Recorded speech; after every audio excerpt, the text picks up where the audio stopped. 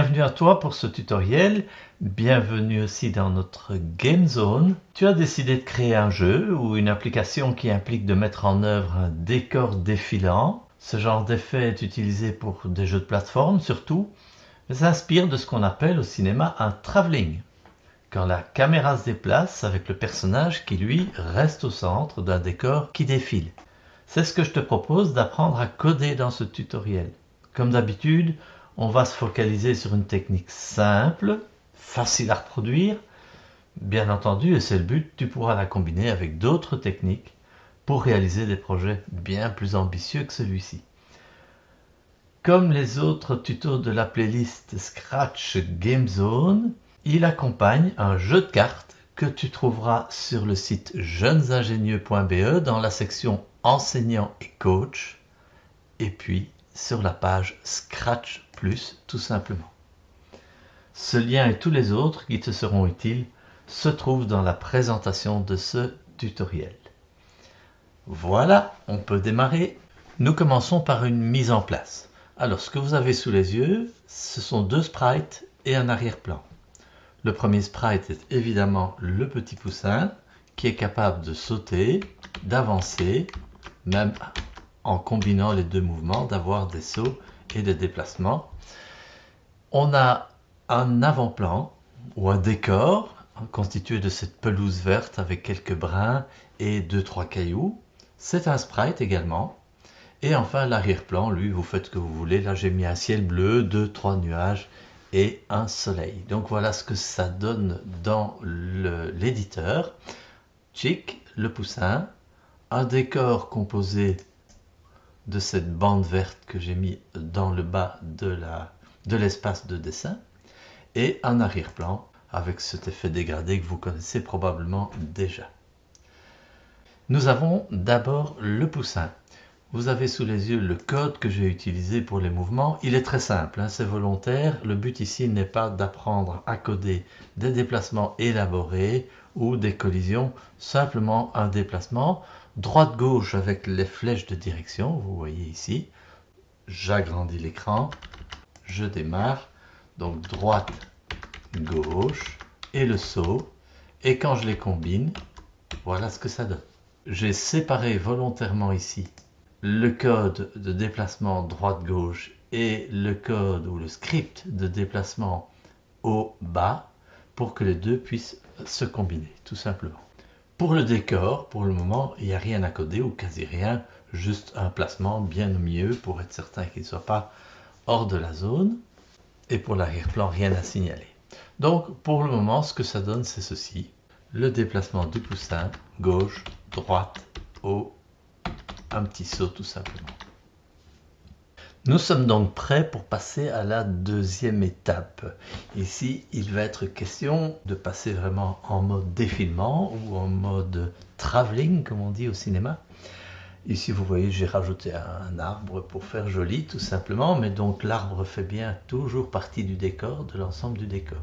Donc le but, clairement, c'est de faire en sorte désormais que quand j'appuie sur la flèche droite, mais le poussin parte à droite, donc que le décor parte à gauche. Et inversement, quand j'appuie sur la flèche gauche. Ici, je le fais avec ma souris, manuellement. Il faut que nous arrivions à faire ça par programme. C'est relativement simple en réalité. Ici, le déplacement est opéré par ces deux blocs. On est bien d'accord.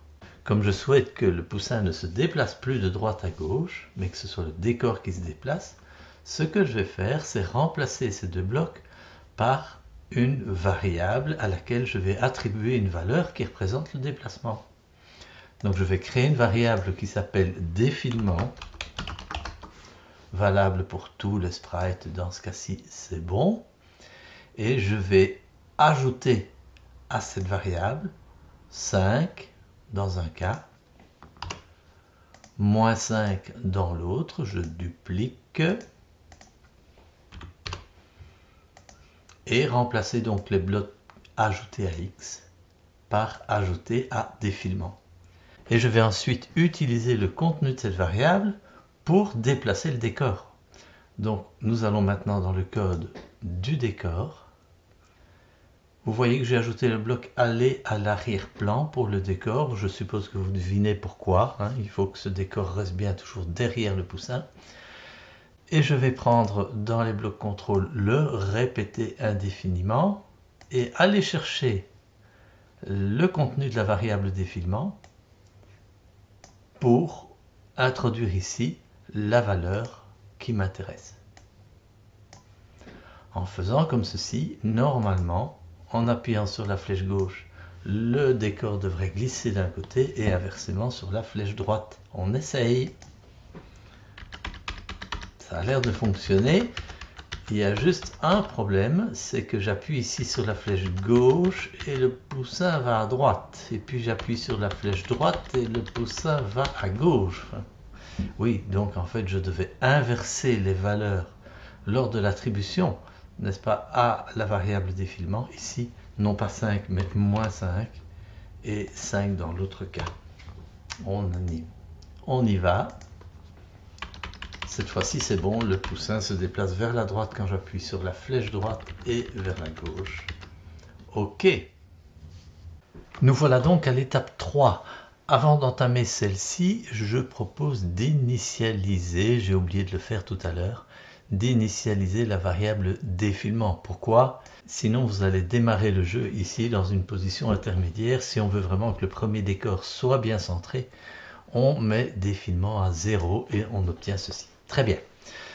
Maintenant, l'étape 3, c'est quoi? C'est allonger, c'est prolonger ce décor. Le but est évidemment de pouvoir circuler dans un décor, dans un monde beaucoup plus grand que simplement celui qui est proposé par la scène. Hein. La scène qui, je vous le rappelle, fait 480 pixels de large, 2 x 240 pour être précis. Et donc, on va commencer par multiplier le sprite décor. On va en faire 3 ou 4 ici, hein, inutile d'en faire des dizaines. Donc je commence tout simplement en dupliquant à 2 reprises mon décor. Ça devient donc décor 1, décor 2, décor 3. Et puis je les modifie. Voilà pour un premier. Et pour le deuxième, je vais gentiment aller chercher un décor que j'ai dans mon sac à dos. Avec une sympathique petite bicoque. J'efface l'ancien. Ceci fera l'affaire pour le troisième décor. Là, je dois évidemment veiller à ce que ces différents décors soient correctement placés sur la scène. Je vais devoir aussi ajuster les raccords. On va voir ça tout de suite. Ici, vous pouvez remarquer que j'ai laissé le décor déborder un petit peu de la scène. C'est volontaire, hein, ça provoque, disons, une zone de recouvrement qui permet d'éviter d'avoir de mauvaises surprises entre les décors. Alors, décor 1, décor 2, décor 3, pour le moment, ils ont tous les trois le même code. Donc forcément, ils vont se déplacer ensemble. Si je lance le jeu comme ceci, vous voyez, j'ai les trois décors qui sont empilés les uns sur les autres. C'est évidemment pas le but. Le but, c'est que les trois décors se succèdent. Alors pour ce faire, qu'est-ce que nous allons réaliser? Je vais prendre le deuxième décor qui en principe doit être décalé par rapport au premier et je vais tout simplement le décaler de 480 pas en ajoutant à défilement 480 unités. Donc prenons un opérateur pour faire une simple addition.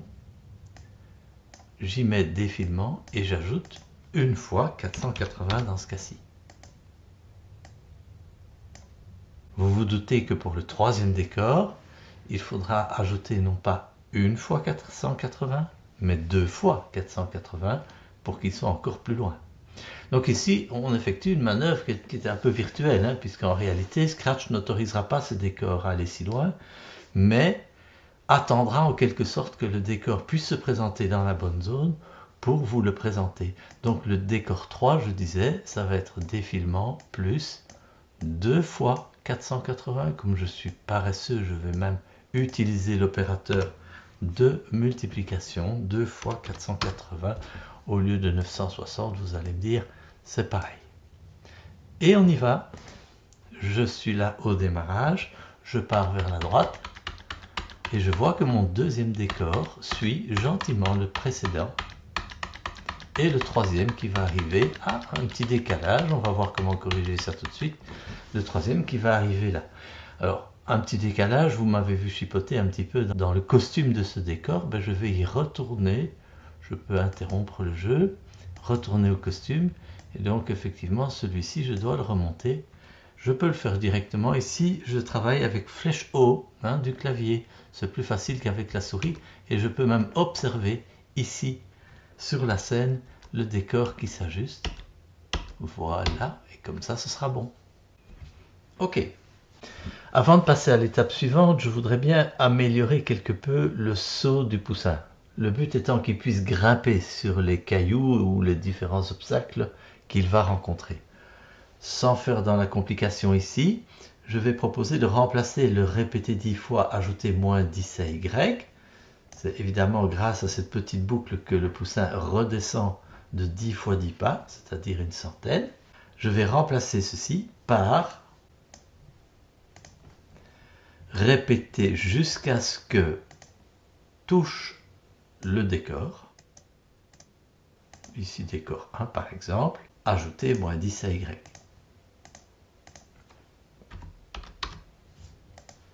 Et attention, je vais mettre ceci en dessous du premier si, de manière à ce qu'il fasse cette répétition en fait en permanence, même si je n'ai pas appuyé sur la touche flèche haut. Donc voyons ce que ça donne. Je fais un petit saut, j'avance, il y a un petit problème quand même. Voilà, non, c'est bon. Voilà, le poussin qui peut grimper sur un caillou. Attention, je vais arriver au décor numéro 2, et là ça marche plus évidemment. Parce qu'il faudrait que cette condition, répétée jusqu'à ce que, vale aussi pour les deux autres décors. Alors je pourrais le faire avec des ou. Bon, on va le faire, ne fût-ce que pour le deuxième décor, au moins pour vérifier si ça fonctionne.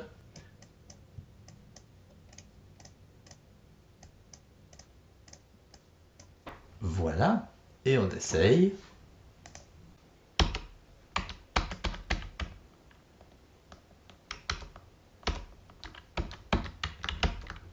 Voilà, c'est moyennement convaincant, c'est pas encore un très beau mouvement, mais disons que ça suffit ici pour cet exercice. Là, de nouveau, j'arrive au décor numéro 3, la condition ne s'applique plus, puisque je n'ai pas effectué le test sur le décor 3. Donc je devrais continuer à allonger les ou pour que ce comportement puisse s'appliquer sur tous les décors, ce qui est quand même relativement lourd et peu pratique. Donc je suis en train de me demander si la technique utilisée ici pour ces différents décors qui s'allongent et qui s'allongent, si cette technique est vraiment la bonne. Il faudrait idéalement que je puisse appliquer des conditions et des traitements à l'ensemble des décors. Et c'est là que je me demande s'il ne faudrait pas passer à une gestion par clonage. Ce que nous allons faire, vous vous en doutez. Mais avant de passer à la gestion par clone, je vous propose d'ajouter encore une petite amélioration. Concernant le mouvement du poussin, je voudrais bien que quand j'appuie sur la flèche gauche et qu'il part vers la gauche, effectivement, il se retourne vers la gauche. Ce serait quand même plus sympa. Donc je serais tenté d'aller chercher le s'orienter à 90 ici quand on part vers la droite et à moins 90 quand on part vers la gauche. Mais je sais qu'en faisant ça, je vais avoir un problème. Parce que moins 90, regardez ce que ça donne. Le poussin, évidemment, se retourne. Donc pour éviter ça, vous savez probablement, et si vous ne le savez pas, vous l'apprendrez, qu'il existe un bloc avec lequel on peut empêcher cette rotation sur 360 degrés. Je me mets ici à fixer le sens de rotation gauche-droite, et vous allez voir le résultat très convaincant. Je pars vers la droite, je pars vers la gauche, il se retourne effectivement, mais en respectant ici une symétrie axiale et non pas centrale. Alors, cette gestion par clonage maintenant. Donc, l'idée, c'est d'avoir un seul sprite avec plusieurs costumes et de créer différents clones, donc différents décors à partir d'un sprite unique. Et donc, je vais pouvoir supprimer ici les deux sprites dont nous n'avons plus besoin. Je vais appeler le sprite décor, non pas décor 1, mais ici ce sera le décor. Et je vais aller voir dans les costumes. Dans les costumes, j'ai déjà 3 costumes parce que j'y ai travaillé précédemment. Hein. Ce sera à vous de les créer, ces 3 costumes, ou aller rechercher les 3 costumes des 3 sprites avec lesquels on a joué précédemment. Donc un premier ici avec l'arbre, un deuxième avec un gros caillou, un troisième avec une petite maisonnette. Je vois qu'il est décentré, je corrige ça tout de suite. Ok. Maintenant le code.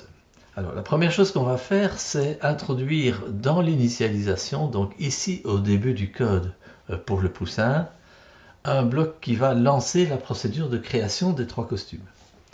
Ou plutôt des 3 clones qui porteront chacun des costumes différents.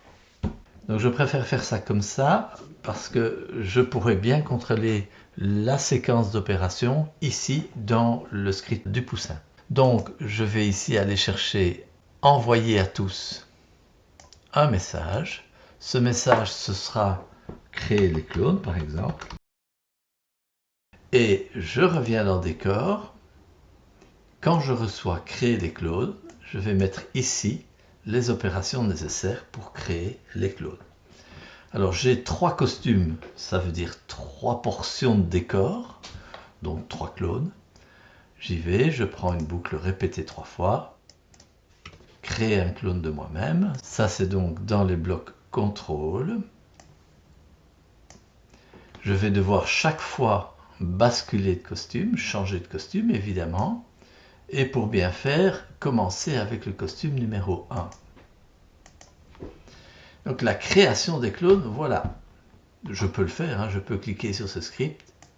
Et vous voyez que j'ai bien les 3 clones qui sont superposés ici. Je vois la maison, je vois le caillou, il est caché là derrière. Je vois l'arbre, donc j'ai bien mes 3 clones qui sont là. Bien. Maintenant, il faut les positionner. Et on va positionner ces clones, non pas quand le drapeau vert est cliqué, puisqu'il faut d'abord qu'il ait fini cette opération-ci, mais bien quand je commence comme un clone. Donc je remplace le quand le drapeau vert par quand je commence comme un clone. Je me mets à 0, 0, je vais à l'arrière-plan. Les décors doivent toujours être à l'arrière-plan, c'est important. Et je répète indéfiniment, mettre X à défilement. Alors en faisant comme ceci, je vais toujours avoir mes 3 clones, mais superposés. On les voit très bien de nouveau. Donc ils sont empilés, superposés. Alors comment je vais faire pour placer chaque décor comme on l'a fait précédemment avec les sprites? Je vais peut-être vous remontrer comment on avait fait. Avec les sprites, on avait dit mettre X à défilement. Ça, c'était pour le premier décor. Pour le deuxième, mettre X à défilement plus une fois 480. Et pour le troisième, mettre X à défilement plus 2 fois 480. Donc en fait, on doit faire la même chose ici, mais pour les clones. Donc je dois trouver ici une petite formule qui va s'adapter en fonction du clone créé. Alors, il y a certainement différentes manières de faire ça. Je vous suggère une petite formule mathématique très simple, je crois que vous allez vite comprendre. Je prends ici mettre X à défilement. Donc, je vais aller voir les costumes. Je vois qu'il va d'abord revêtir le costume 1, le costume 2, le costume 3.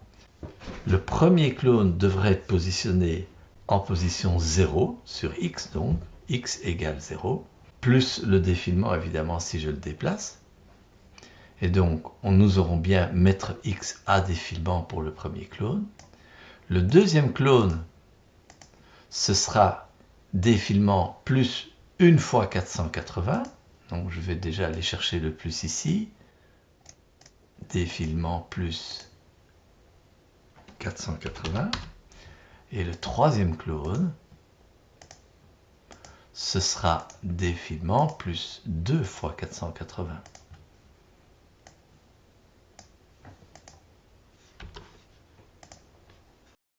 Si on y regarde de plus près, on aurait encore la possibilité de faire la même formule pour les 3. En réalité ici, pour le premier, qui doit être positionné en X égale défilement, en fait je vais avoir X égale défilement plus 0 fois 480.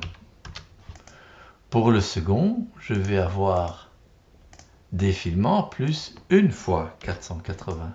Et pour le troisième, défilement plus 2 fois 480.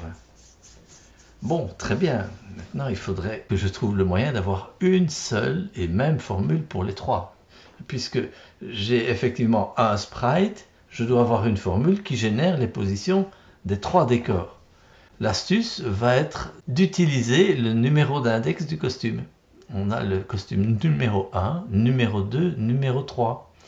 Donc pour ça, je vais aller chercher dans Apparence le numéro du costume. Il est là tout en bas. Et avec ce numéro qui vaut 1, 2, 3, je dois obtenir 0, 1, 2. Je prends un opérateur moins. Je fais le numéro du costume moins 1. Ça va être 0 pour le premier, 1 pour le deuxième, 2 pour le troisième, etc. Donc, si je fais défilement plus nom du costume moins 1 fois 480, je devrais obtenir la position correcte de X, quel que soit le clone. On va essayer, hein, et voir si ça fonctionne. C'est parti. Je suis sur mon premier décor, donc en principe ici j'ai la valeur de défilement qui est 0 pour le moment, parce que le petit canard est au milieu, hein, ou le petit poussin. Numéro du costume 1 moins 1 égale 0, 0 fois 480 égale 0, donc on est à défilement. Ok, donc j'avance avec la flèche droite, je vois que ça fonctionne, jusqu'il y a apparemment un costume là qui reste apparent et qui devrait disparaître. Et puis on a un petit décalage pour le costume numéro 3. Ok. Alors, on a un petit problème ici, c'est qu'effectivement, je vois bien les trois décors qui se succèdent, ça a l'air de très bien fonctionner, mais il y en a toujours un qui reste là à l'avant-plan.